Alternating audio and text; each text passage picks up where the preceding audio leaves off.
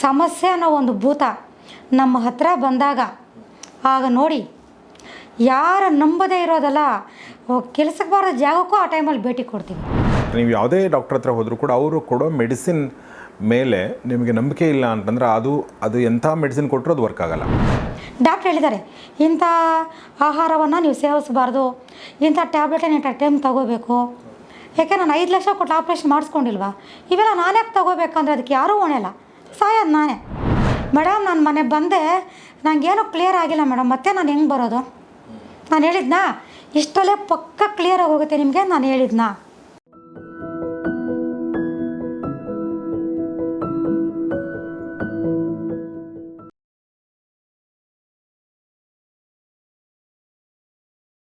ಸ್ನೇಹಿತರೆ ನಮಸ್ಕಾರ. ಗೌರಿ ಶಕ್ಕಿ ಸ್ಟುಡಿಯೋದ ವಿಶೇಷ ಕಾರ್ಯಕ್ರಮ ಫ್ಯಾಮಿಲಿ ಡಾಕ್ಟರ್ ನಿಮಗೆಲ್ಲ ಆತ್ಮೀಯ ಸ್ವಾಗತ. ನಾನು ಗೌರಿ ಶಕ್ಕಿ. ನಮ್ಮೊಂದಿಗಿದ್ದಾರೆ ರೇಖಿ ಗ್ರ್ಯಾಂಡ್ ಮಾಸ್ಟರ್ ಮತ್ತು ಮಾಸ್ಟರ್ ಹಿಪ್ನೋಟೈಸರ್ ಡಾಕ್ಟರ್ ಭರಣಿ ರಾಜು ಅವರು. ಮೇಡಮ್ ಸ್ವಾಗತ ಮತ್ತು ನಮಸ್ಕಾರ ಕಾರ್ಯಕ್ರಮ. ಒಂದು ಭಾಳ ಇಂಪಾರ್ಟೆಂಟ್ ಆಗಿರುವಂಥ ಬೇಸಿಕ್ ಆಗಿರುವಂಥ ಪ್ರಶ್ನೆ ನಾನು ಈಗ ನೋಡಿದೆ. ಅದೇನೆಂದರೆ, ಈಗ ನನಗೆ ನಂಬಿಕೆ ಇಲ್ಲ ಅಂದರೆ ರೇಖಿನ ನಂಬದೇ ಇರೋರ ಬಗ್ಗೆ ನೀವೇನು ಹೇಳ್ತೀರಾ ಅಂತೇಳಿ ಅಂತ ಕೆಲವ್ರಿಗೆ ಅನಿಸ್ಬೋದು. ಹಿಪ್ನಾಟಿಸಮು ನಾನು ನಂಬಲ್ಲ, ನೀವು ಏನು ಟ್ರೀಟ್ಮೆಂಟ್ ಕೊಡ್ತಾ ಇದ್ದೀರಾ ಅದನ್ನು ನಂಬಲ್ಲ, ಅದರಿಂದ ಸರಿ ಆಗುತ್ತೆ ಅಂತ ನನಗೆ ಅನಿಸಲ್ಲ ಅಂತ ಕೆಲವು ಮನಸ್ಸಲ್ಲಿ ಬಂದಿರುತ್ತೆ. ಬಿಕಾಸ್ ಆಫ್ ಅವ್ರದ್ದೇ ಬೇರೆ ಬೇರೆ ಕಾರಣಗಳಿಂದಾಗಿ ಅದು ಬಂದಿರ್ಬೋದು. ಅಂಥವ್ರಿಗೆ ಏನು ಉತ್ತರ ಕೊಡೋಕ್ಕೆ ಇಷ್ಟಪಡ್ತೀರಾ? ನಂಬೋದ ಟೈಮ್ ಬಂದೇ ಬರುತ್ತೆ ಸರ್.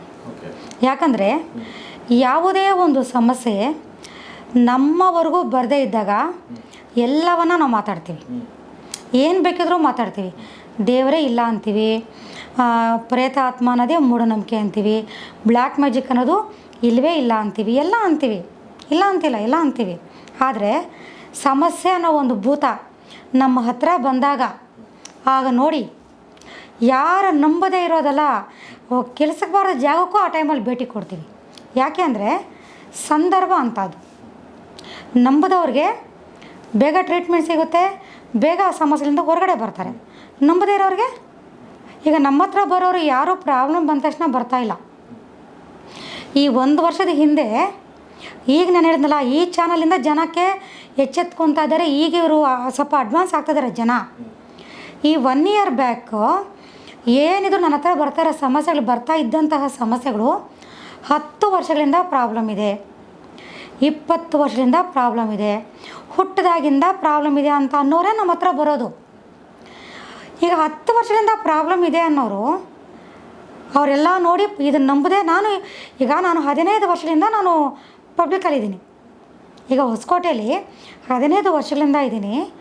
15 ವರ್ಷಗಳಿಂದ ನಾನು ಈ ಡಿಜಿಟಲ್ಲು, ನಮ್ಮ ಬೆಂಗಳೂರು, MCN ಬೇಕಾದಷ್ಟು ಲೋಕಲ್ ಚಾನಲಲ್ಲಿ ನಾವು ಕೊಡ್ತಾನೇ ಇದ್ದೀವಿ. 1 ಮಿನಿಟ್ ಎಡನ ಕೊಡ್ತಾನೇ ಇದ್ದೀವಿ ನಾವು. ಅವತ್ತಿಂದ ಏನು ಮಾಡ್ತಾಯಿದ್ರು? ಈಗ ನಾವಿರೋ ಹೊಸಕೋಟೆಯಲ್ಲಿರೋರೇ ಈಗೀಗೆಲ್ಲ ಬರ್ತಾರೆ ಅಂದರೆ ಎಲ್ಲ ಕಡೆ ಹೋಗಿ ಯಾವುದು ಆಗಿಲ್ಲ ಅಂದಾಗ ನಮ್ಮ ಹತ್ರ ಬರೋದು. ಅಟ್ಲೀಸ್ಟ್ ಅವಾಗ ನಂಬಿಕೆ ಬರ್ತಾ ಇದೆಯಲ್ಲ, ಆವಾಗದು ನಂಬಿಕೆ ಅನ್ನೋದು ಬರ್ತಾ ಇದೆಯಲ್ಲ. ನಂಬಿಕೆ ಅನ್ನೋದು ನಾವು ತಗೊಳ್ಳೋದ್ರ ಮೇಲೆ ಅದು ಡಿಪೆಂಡ್ ಆಗಿರುತ್ತೆ, ನಮ್ಮ ಸಮಸ್ಯೆಗಳ ಮೇಲೆ ಅದು ಡಿಪೆಂಡ್ ಆಗಿರುತ್ತೆ. ನಂಬಿಕೆ ಇಲ್ಲ ಹಂಗೆ ಇರ್ತಾರೆ. ಈಗ ನಾನಿವಾಗ ಇಲ್ಲಿ ಮೀಡಿಯಾದಲ್ಲಿ ಕೂತ್ಕೊಂಡು ಮಾತಾಡ್ತಾಯಿದ್ದೀನಿ. ಈಗ ನನಗೆ ದಿನಕ್ಕೆ 25 ಕಾಲು ಇಲ್ಲ 30 ಕಾಲು ಸಪೋಸ್ ಬರುತ್ತೆ ಅಂತ ಇಟ್ಕೊಳ್ಳಿ, ಅಥವಾ ನಾನು ಕನ್ಸಲ್ಟೇಷನ್ ಒಂದು 10-15 ಮಾಡ್ತೀನಿ ಅಂತ ಇಟ್ಕೊಳ್ಳಿ. ನಾನು ದಿನಕ್ಕೆ 7-8 ಜನ ತಗೊತಾ ಇಲ್ಲ, ನಾನು ತಗೊತಾರೆ ದಿನಕ್ಕೆ 2 ಫ್ಯಾಮ್ಲಿ ಅವ್ರನ್ನ. ಮತ್ತು ನಮ್ಗೆ ಯಾಕೆ ಬೇಕು ಅಷ್ಟೊಂದು ಪಬ್ಲಿಸಿಟಿ? ನಾವು ಪಬ್ಲಿಸಿಟಿಗೋಸ್ಕರ ಮಾಡ್ತಾಯಿರೋದಲ್ಲ, ಇಂಥ ಸಮಸ್ಯೆ ಜನ ಎಚ್ಚೆತ್ಕೊಳ್ಳಿ ಅಂತ ಮಾಡ್ತಾಯಿರೋದು. ಈಗ ಪ್ರತಿಯೊಂದು ಸಮಸ್ಯೆಯನ್ನು ನಾವು ಎಕ್ಸಾಂಪಲ್ ಆಗಿ ಕೊಟ್ಕೊಂಡು ಪ್ರತಿಯೊಬ್ಬರದು ನಾವು ಕೊಟ್ಟು ಏನಕ್ಕೆ ಮಾಡ್ತಾಯಿದ್ದೀವಿ ಅಂದರೆ, ಈ ಥರ ಸಮಸ್ಯೆಗಳಿರೋರು ಎಚ್ಚೆತ್ಕೊಳ್ಳಿ ಅಂತ. ಅದು ಕನ್ಸಲ್ಟೇಷನ್ ಮಾಡಿದಾಗ ಈ ರೇಖಿ ಅನ್ನೋರನ್ನ ಆಲ್ಮೋಸ್ಟ್ ಆನ್ಲೈನಲ್ಲೇ ಮಾಡ್ತಾಯಿದ್ದೀವಿ. ನಾನು ಪೂರ್ವಜನ್ಮ ನೋಡ್ಕೋಬೇಕು, ನನಗೆ ಕ್ಯೂರಿಯಾಸಿಟಿ ಇದೆ ಅನ್ನೋರನ್ನ ನಾವು ಹತ್ರಕ್ಕೆ ಬರೆಸ್ತಾ ಇಲ್ಲ. ಓಕೆ, ಅಂಥವ್ರು ಬರ್ತಾರೆ. ಹೌದು, ನಾವು ಕ್ಯೂರಿಯಾಸಿಟಿ ಇದೆ ನೋಡ್ಕೋಬೇಕು, ನಮ್ಗೆ ಅವ್ರಿಗೆ ಟೈಮ್ ಇರ್ಬೋದು, ನಮ್ಗೆ ಟೈಮ್ ಇಲ್ಲ. ಈಗ ನಾವು ತೊಗೊತಾ ಇರೋದು ಯಾರನ್ನ? ಪ್ರಾಬ್ಲಮ್ಸಲ್ಲಿರೋರನ್ನ, ಕಷ್ಟದಲ್ಲಿರೋರನ್ನ, ತುಂಬ ತೊಂದರೆಲಿರೋರನ್ನ ನಾನು ತೊಗೊತಾ ಇದ್ದೀನಿ. ಈಗ ಪಬ್ಲಿಸಿಟಿ ಕೊಟ್ಕೊಂಡು ದಿನಕ್ಕೊಂದು 50 ಕಾಲು ಬಂತು ಅಂತ ನಾನೇನು ಈ 15 ವರ್ಷದಿಂದ ನಾನು ಬೇರೆ ಯಾವ ಹೀಲರನ್ನು ನಾನು ಕೆಲಸಕ್ಕೆ ಇಟ್ಕೊಂಡಿಲ್ಲ, ಅಥವಾ ಬೇರೆ ಯಾವ ಹಿಪ್ನೋಟೈಸರನ್ನು ಇಟ್ಕೊಂಡಿಲ್ಲ.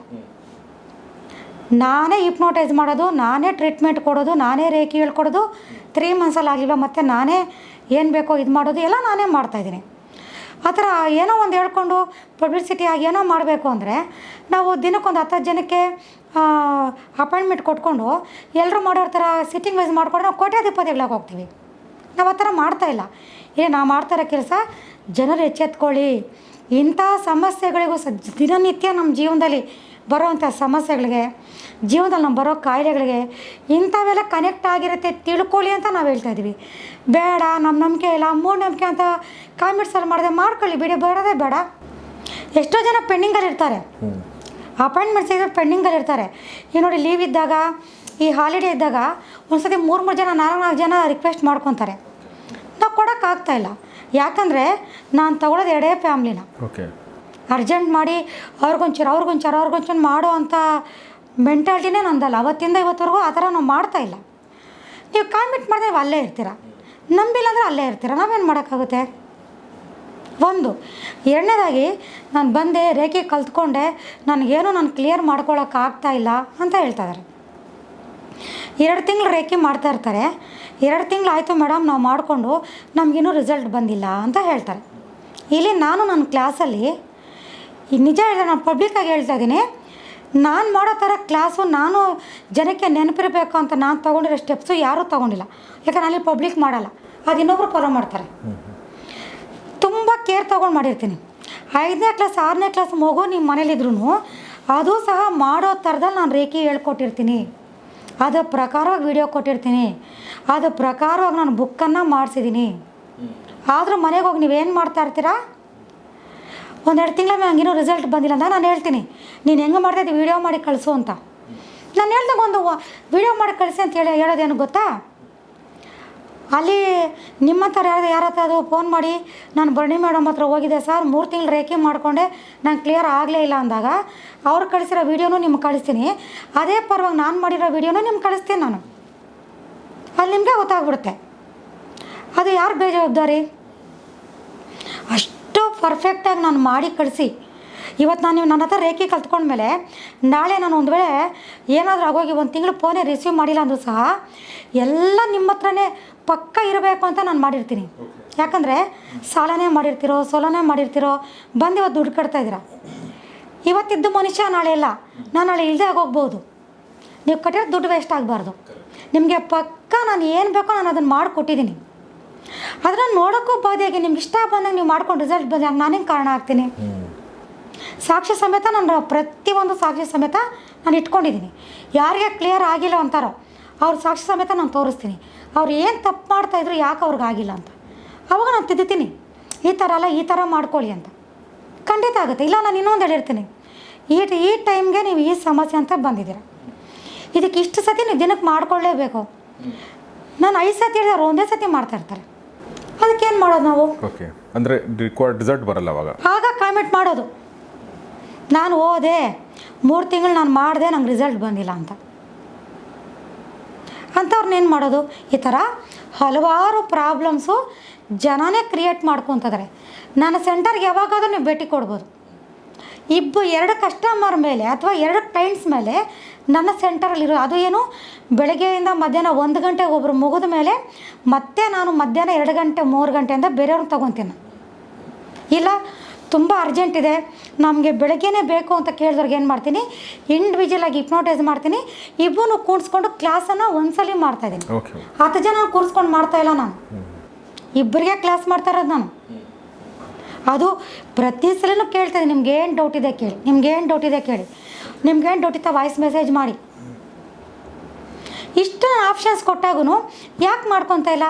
ಈಗ ನಾವೆಲ್ಲ ಕ್ಲಾಸ್ಗೆ ಹೋಗೋವಾಗ ಬಾಲಕೃಷ್ಣ ಗುರೂಜಿನೇ ಆಗಿರ್ಬೋದು, ರಾಮಚಂದ್ರ ಗುರೂಜಿನೇ ಆಗಿರ್ಬೋದು, ಒಬ್ಬೊಬ್ರಿಗೆ ಮಾಡ್ತಾಯಿದ್ದಾರೆ ಕ್ಲಾಸ್ನ. 100 ಜನ ಕೂಣಿಸ್ಕೊಂಡು ಮಾಡ್ತಾಯಿದ್ದಾರೆ. ಮತ್ತು ನಾವೇನು ಕಲ್ತ್ಕೊಂಡ್ವಿ? ಈಗ ನಾವೇನು ಕಲ್ತ್ಕೊಂಡು ಇಷ್ಟು ಜನ ಮೇಂಟೈನ್ ಮಾಡ್ತಾಯಿದ್ವಿ ಅಂದರೆ ನಮಗೆ ಇಂಟ್ರೆಸ್ಟ್ ಇತ್ತು, ನಾವು ಕರೆಕ್ಟಾಗಿ ಕೂತ್ಕೊಂಡ್ವಿ, ಕೇಳಿಸ್ಕೊಂಡ್ವಿ, ಗುರೂಜಿಗಳನ್ನ ಫಾಲೋ ಮಾಡಿದ್ವಿ, ಗುರುಜಿಲ ನಾವು ಭಕ್ತಿ ಭಾವ ನಾವು ಇಟ್ಕೊಂಡಿದ್ವಿ, ನಾವು ಇಷ್ಟು ಮಾತ್ರ ಬಂದ್ವಿ.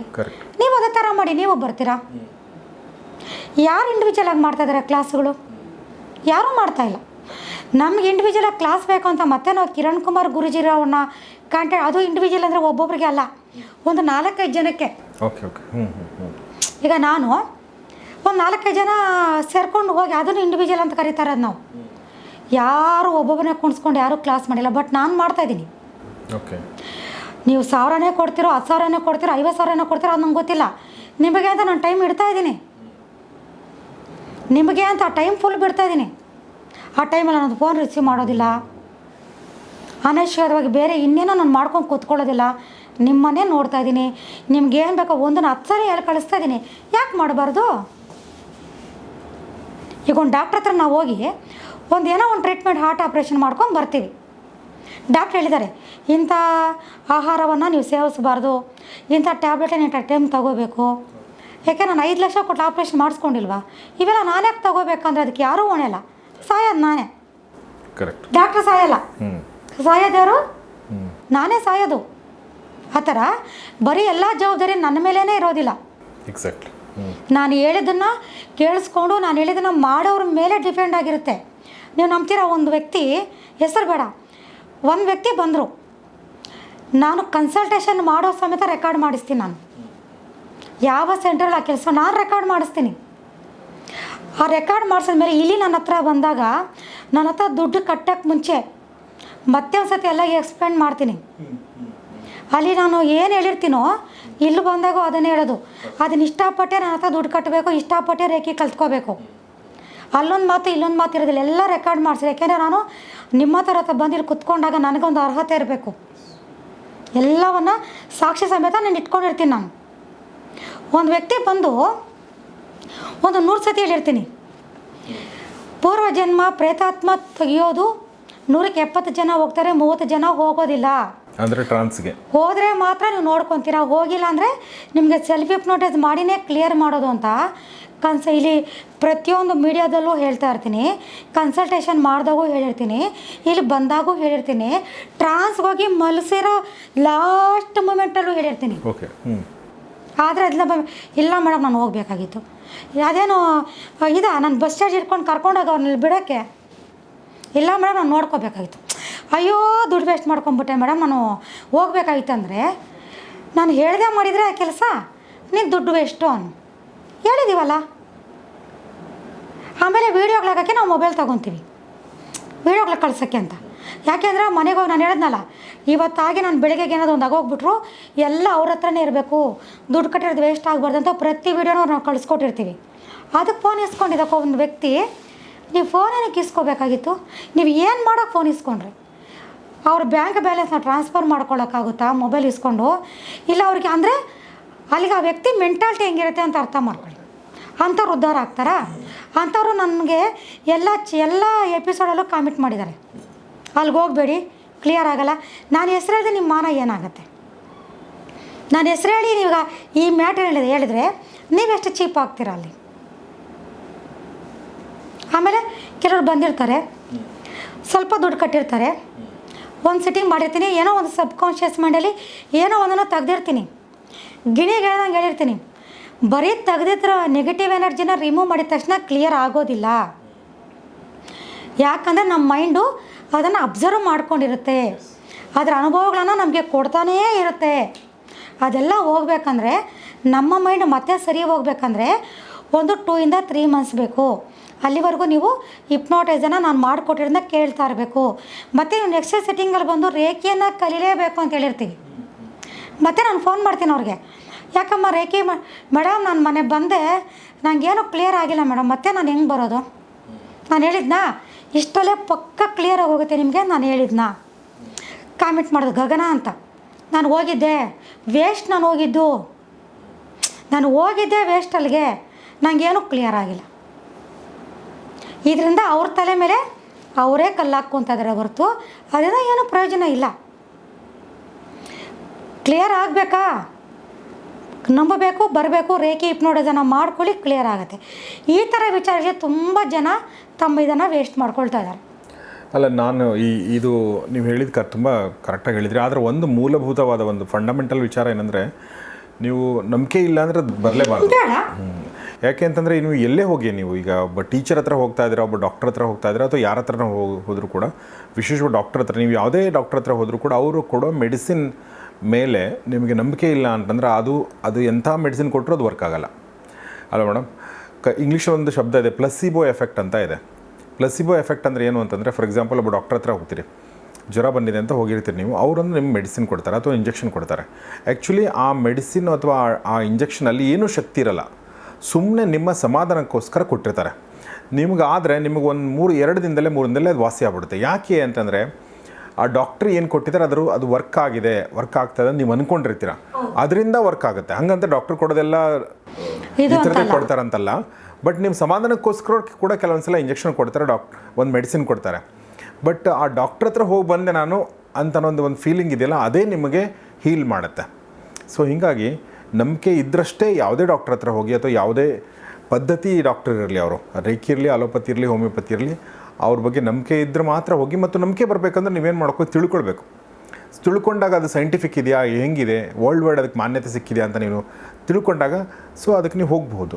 ಇಲ್ಲ ನಿಮ್ಗೆ ಅಷ್ಟಾದ್ಮೇಲೆ ನಂಬಿಕೆ ಬರ್ತಿಲ್ಲ ಅಂದರೆ ಹೋಗೋದು ಬೇಡ. ಅಷ್ಟೇ. ಇಲ್ಲಿ ಕನ್ಸಲ್ಟೇಷನ್ ಆದಾಗೇ ಯಾವುದು ನಾನು ಬ್ಯಾಲೆನ್ಸ್ ಇಟ್ಕೊಂಡಿರೋದಿಲ್ಲ. ಯಾಕಂದರೆ ನನಗೆ ಸುಮ್ಮನೆ ಯಾವುದೇ ಜನ ನನ್ನ ಹತ್ರ ಬಂದು ವಾಪಸ್ ಹೋಗೋದಾಗಲಿ ವಾದ ಮಾಡೋದಾಗಲಿ ನಂಗೆ ಇಷ್ಟ ಇರೋದಿಲ್ಲ. ನನ್ನ ಹತ್ರ ಬರದೇ ಇದ್ದರೂ ಪರವಾಗಿಲ್ಲ, ಎಲ್ಲವನ್ನು ನಾನು ಕರೆಕ್ಟಾಗಿ ಯಾವ ಸೆಂಟರಲ್ಲೂ ಹಂಗೆ ಹೇಳೋದಿಲ್ಲ ಸರ್. ಸಿಟ್ಟಿಂಗ್ ವೈಸ್ ಮಾಡ್ಕೊಂಡು ಹೋಗ್ತಾ ಇರ್ತಾರೆ. ಬಟ್ ನನ್ನಲ್ಲಿ ಹಂಗೆ ಇರೋದಿಲ್ಲ. ನನ್ನ ಹತ್ರ ಒಂದು ವ್ಯಕ್ತಿ ಟ್ರೀಟ್ಮೆಂಟ್ಗೆ ಅಂತ ಬಂದಮೇಲೆ ಆ ವ್ಯಕ್ತಿಗೆ ಆವತ್ತಿಂದಲೂ ಉಪಯೋಗ ಆಗಬೇಕಂತ ನಾನು ಯೋಚನೆ ಮಾಡ್ತೀನಿ ಹೊರತು ಅವ್ನು ಇನ್ನೊಂದು 2 ಸಲ ಬರಲಿ ಅಂತ ನನ್ನ ಮೈಂಡಲ್ಲಿ ಇರೋದಿಲ್ಲ. ಕನ್ಸಲ್ಟೇಷನ್ ಮಾಡಿದಾಗೆ ಪ್ರತಿಯೊಂದನ್ನು ನಾನು ಹೇಳಿರ್ತೀನಿ, ರೆಕಾರ್ಡ್ ಸಹ ನಾನು ಮಾಡಿರ್ತೀನಿ. ಆದರೂ ಬರೋದು ಬಂದಮೇಲೆ ಇಲ್ಲೊಂದು ಅವರು ಏನು ಕೇಳಿದ್ದನ್ನೇ ಕೇಳ್ಕೊಂಡು ಇಲ್ಲೊಂದು ಅವರ್ ಮಾಡ್ತಾರೆ. ಮಾಡಾದ್ಮೇಲೆ ಮಾಡ್ಕೊಂಡ್ಮೇಲೂ ಇಷ್ಟು ಕ್ರಿಯೇಟ್ ಮಾಡ್ತಾ ಇರ್ತಾರೆ ಕೆಲವು ಜನ, ಎಲ್ಲರೂ ಅಲ್ಲ ಕೆಲವರು.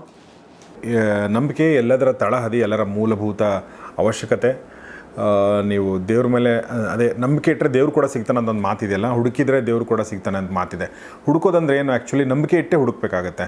ಸೊ ಹುಡುಕಿದರೆ ಜಗತ್ತಲ್ಲಿ ಎಲ್ಲವೂ ಸಿಗುತ್ತೆ ಅನ್ನೋದು ಮಾತನ್ನು ಹೇಳ್ತಾ, ಮತ್ತು ಸಪೋರ್ಟ್ ಮಾಡುತ್ತೆ, ಇಡೀ ಸಿಸ್ಟಮ್ ನಮ್ಗೆ ಸಪೋರ್ಟ್ ಮಾಡುತ್ತೆ ನಂಬಿಕೆ ಇದ್ದಾಗ ಅನ್ನೋ ಮಾತನ್ನು ಹೇಳ್ತಾ, ನಾನು ಈ ಪ್ರಶ್ನೆ ಕೇಳಿರೋರಿಗೆ ಧನ್ಯವಾದ ಹೇಳ್ತೀನಿ. ಯಾಕೆಂದರೆ ಒಂದಷ್ಟು ವಿಚಾರಗಳು ಹೊರಗಡೆ ಬರ್ತವೆ ಇದರಿಂದ.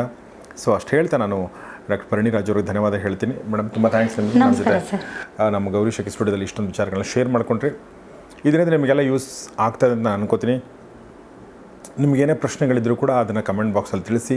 ಅದನ್ನು ಮುಂದಿನ ಭಾಗಗಳಲ್ಲಿ ನಾವು ಅವರು ಡಾಕ್ಟರ್ ಬಂದಾಗ ನಾವು ಚರ್ಚೆ ಮಾಡ್ತೀವಿ ಅಂತ ಹೇಳ್ತಾ ನಾನು ಈ ಎಪಿಸೋಡ್ ಮುಗಿಸೋಕ್ಕಿಂತ ಮುಂಚೆ ಯಥಾ ಪ್ರಕಾರ ನಿಮಗೇನಾದರೂ ಸಮಸ್ಯೆಗಳಿದ್ದರೆ, ಅಂದರೆ ನಾವು ಚರ್ಚೆ ಮಾಡಿರೋ ಸಮಸ್ಯೆಗಳಲ್ಲಿ ಯಾವುದೋ ಸಮಸ್ಯೆ ಇದ್ದರೆ, ಚರ್ಚೆ ಮಾಡದಿರುವಂಥ ಸಮಸ್ಯೆನೂ ಇದ್ದರೂ ಕೂಡ ನೀವು ಡಾಕ್ಟರ್ ಭರಣಿ ರಾಜ್ ಅವ್ರನ್ನ ಅವರ ನಂಬರ್ ಮೂಲಕ ಸಂಪರ್ಕಿಸಿ ಅಂತ ಹೇಳ್ತಾ ಇವತ್ತಿನ ಈ ಎಪಿಸೋಡ್ ಮುಗಿಸ್ತೀನಿ.